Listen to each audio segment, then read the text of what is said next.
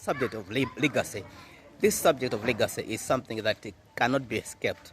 Eventually, you will deal with it, whether it's leadership or in management or in administration or governance. It's about something that is left. Legacy is something that is left to the next generation. It can be property, it can be policy, it can be laws or infrastructure. It can be a sense of direction. So it's very important that when we deal with direction, it can be negative. It can be something negative or something positive. So legacy is not always positive. Legacy can be negative. It's about what is left. What do you leave to the next generation? Everyone leaves something. So everyone leaves something, but what kind of legacy do you leave to the next generation? That's what is important, because of issues to do with leadership, issues to do with governance are very important issues.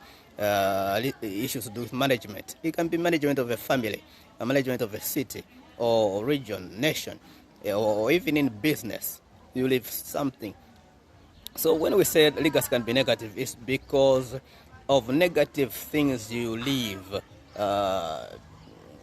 when you were in charge. What was happening in the organization or whatever you are leading, because it can be negative in this context that standards were lowered while you were in charge.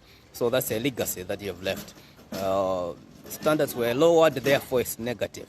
If it's positive, then standards were heightened. Standards were raised while you were in charge.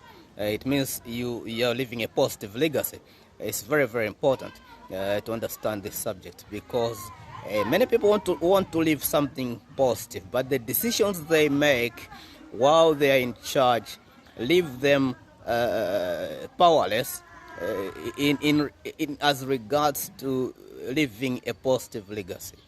So they end up living a negative legacy because of the decisions, wrong decisions, twisted priorities while they were in charge. So they leave a negative legacy. No one wants it, but it happens.